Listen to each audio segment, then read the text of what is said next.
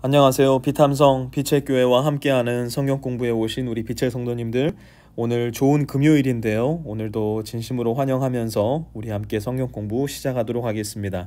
제가 기도하고 시작할게요. 하나님 감사합니다. 오늘 금요일에도 하나님의 말씀 앞에 나온 우리 빛의 성도들 주님의 따뜻한 품으로 안아주시고 성령의 지혜로 우리를 일깨워 주셔서 오늘 말씀 안에 살아계시고 역사하시고 여전히 우리를 향해 사랑과 은혜를 베풀어 주시는 좋으신 하나님을 뵐 수 있는 좋은 하루, 또 좋은 성경 공부의 시간 될 수 있도록 우리와 함께하여 주시옵소서. 예수님의 이름으로 기도드렸습니다. 아멘. 오늘은 마가복음 8장을 마무리하는 날입니다. 마가복음 8장 31절에서 38절까지 말씀 우리 함께 공부해 보도록 하겠습니다. 어제 말씀 기억나십니까? 예수님이 물으셨습니다. Who do you think I am? 너희는 나를 누구라고 하느냐? 그러자 베드로가 그 유명한 베드로의 신앙 고백, 예수님은 살아계신 하나님의 아들이시요 그리스도이십니다. 마가복음에는 그에 대한 고백의 축약본으로 그리스도이십니다라는 고백을 합니다. 곧 예수님은 왕이십니다라는 고백을 한 겁니다. You are our Messiah. 그죠? 그런데 한번 생각해 보세요. 베드로가 당신은 왕이십니다라는 고백을 할 때 베드로의 마음속에 있었던 왕은 어떤 왕이냐? 우리가 흔히 생각하는 왕관을 쓰고 만면에는 웃음을 띠고 망토를 입고 그리고 높은 보좌에, 제 그림이 정말 유아틱하지만 높은 보좌에 앉아있는 우리가 흔히 생각하는 바로 그 왕으로서의 왕이었어요. 이러한 왕은 권력과 종교와 경제와 군사와 문화와 모든 영역에 있어서의 최정점에 서 있는 분. 그래서 이 모든 것을 다스리고 이 모든 것을 통하여서 많은 사람들 위에 군림하는 분. 그래서 베드로의 머릿속에는 이 예수님 발밑에 누가 있어야 되냐? 로마가 있어야 되는 거예요. 옛날식으로 따지자면 바벨론이 있어야 되는 거고요. 그거보다 더 거슬러 올라간다면 아수르가 있어야 되는 겁니다. 그런데 예수님은 베드로의 마음 가운데 있었던 이런 왕의 모습으로 이 세상에 오신 것이 아니었어요. 31절 한번 보도록 하죠. 예수님의 말씀입니다.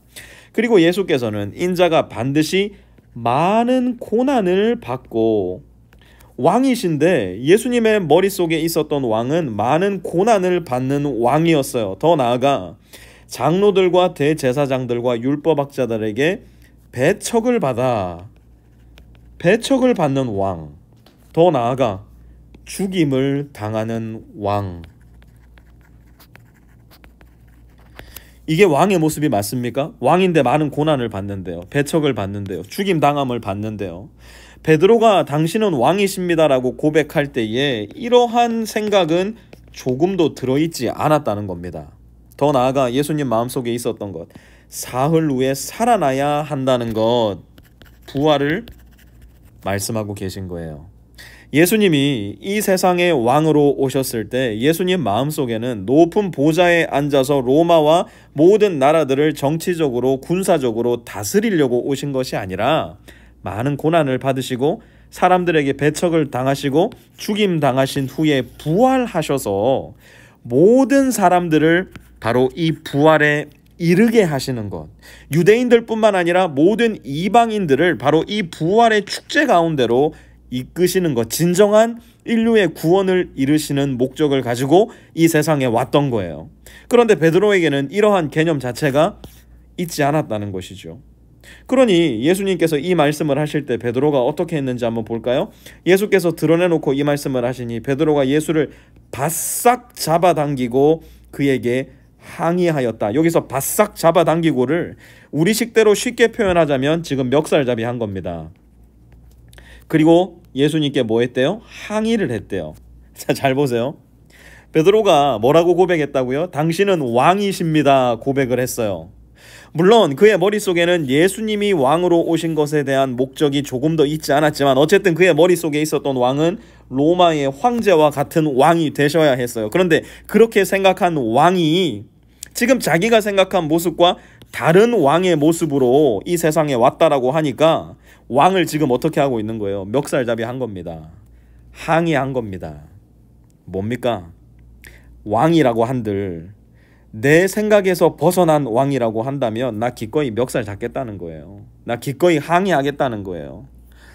우리는 이 베드로의 모습을 보면서 연민의 감정을 느낍니다. 아유, 참 저렇게 믿음이 없어서야 사도라고 하는데, 대사도라고 하는데 저 정도밖에 안 된단 말인가. 그런데 여러분, 여기에 우리의 모습이 정확히 들어있어요. 하나님 당신은 왕이십니다. 예수님 당신은 나의 주님이십니다 라고 고백을 하지만 정작 나의 길과 다른 예수님의 길을 발견할 때, 나의 뜻과 다른 예수님의 뜻을 발견할 때 우리 주님 멱살 잡지 않습니까? 항의하지 않습니까? 어떻게 나한테 이러실 수 있습니까? 우리가 너무나 자주 주님께 가지고 나가는 우리의 모습 아닐까요? 그러한 베드로에게 예수님은 이렇게 말씀하세요. 그러나 예수께서는 돌아서서 제자들을 보시고 베드로를 꾸짖어 말씀하셨다. 사탄아, 내 뒤로 물러가라. 너는 하나님의 일을 생각하지 않고 사람의 일만 생각하는구나. 사탄이 누굽니까? 하나님의 일보다 자기의 일을 더 높이 놓는 사람이에요. 사탄이 그래서 타락한 거 아닙니까? 그렇게 해서 아담과 하와가 타락한 거 아닙니까? 그리고 아담과 하와의 후예인 우리 역시도 하나님의 일을 우리 발밑에 두고 나의 일을 더 상위에 올려놓는 실수를 저지르지 않습니까?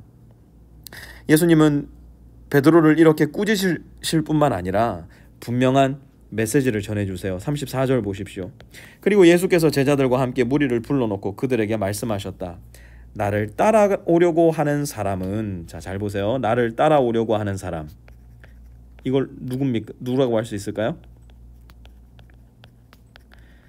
이 사람은 틀림없이 제자일 겁니다.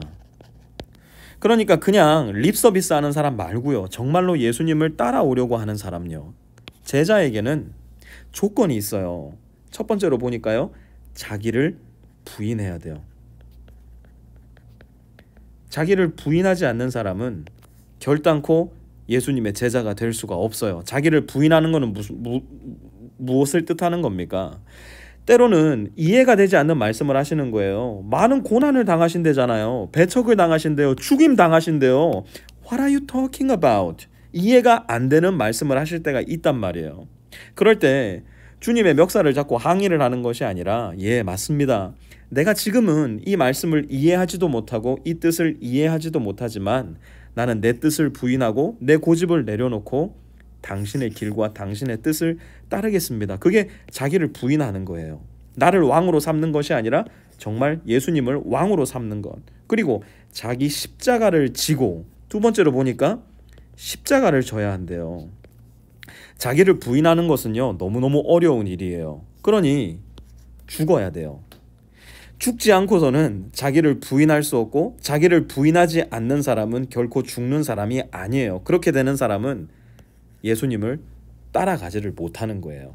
그래서 예수님이 이렇게 요약을 해주세요. 36절, 35절. 누구든지 제 목숨을 구하고자 하는 사람은 잃을 것이요, 누구든지 나와 복음을 위하여 제 목숨을 잃는 사람은 구할 것이다.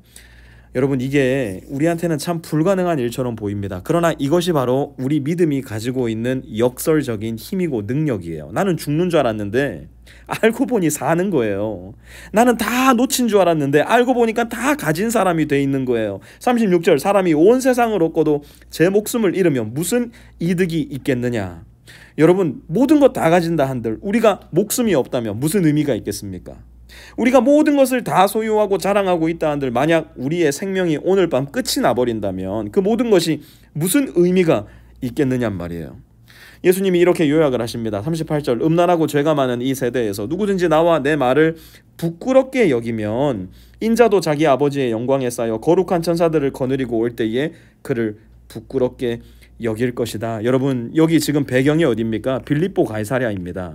빌립보 가이사랴에서 가장 부끄러운 것이 무엇이었을까요? 당연히 십자가입니다. 당연히 능력이 없고 고난을 당하고 배척을 받고 죽임당하는 예수님의 모습이 부끄럽게 보였을 거예요. 빌립보 가이사랴에서 가장 자랑스러운 것은 황제예요. 로마예요. 그런데 지금 예수님은 그것과 정반대의 길을 가겠다 말씀하시는 겁니다. 그리고 오늘도 우리에게 물으세요. 너는 나를 부끄러워하느냐? 너는 나의 말씀을, 내가 이야기한 것을 다른 사람들에게 정직하고 자랑스럽게 이야기할 수 있느냐? 만약 네가 그렇지 않다면 나도 아버지의 영광에 쌓여 다시 오는 그날 너를 부끄럽게 여길 것이다. 주님은 우리에게 말씀하고 계신 거예요. 여러분, 우리의 생각을 하나님의 생각 저 높이 내버려 둔 채 살지 않으십니까? 나의 뜻과 하나님의 뜻을 비교했을 때에 나의 뜻을 항상 하나님의 뜻 앞에 세워놓고 살아가지는 않습니까? 어쩌면 우리는 전혀 나를 부인하지도 않고 십자가를 지고 살지도 않으면서 여전히 입으로만 그리스도인이라고 말하며 착각 속에 살아가지는 않습니까? 내가 예수님을 부끄러워하고 있는지, 자랑스러워하고 있는지, 내가 사람들에게 예수님을 어떻게 이야기하고 있는지 여러분 모습을 한번 정직하게 잘 살펴보세요. 그리고 만약 지금 내 모습 그대로 주님이 이 세상에 오신다면 주님은 날 부끄러워하실까? 아니면 자랑스러워하실까? 우리 스스로에게 물어보고 생각해 볼 수 있는 오늘 금요일이 되었으면 좋겠어요. 하나님 고맙습니다. 오늘 말씀을 통해서 주님을 따르는 주님의 제자들이 어떤 모습이어야 하는지 가르쳐 주셔서 감사를 드립니다. 나를 부인하지도 않고 십자가를 지지도 않으면서 입으로만 주님을 따른다 거짓말하고 착각하는 사람 되지 말게 하여 주시고, 날마다 나의 뜻을 주님의 뜻 앞에 세워놓는 것이 아니라 나의 뜻을 부인하고 날마다 내 자신의 자아와 내 자신의 욕망을 죽여가는 가운데 주님을 따름으로 말미암아 영원한 생명을 날마다 더 풍성하게 획득하고 누리며 살아가는 우리 모든 빛의 성도들 될 수 있도록 하나님 역사하여 주시옵소서. 예수님의 이름으로 기도드렸습니다. 아멘.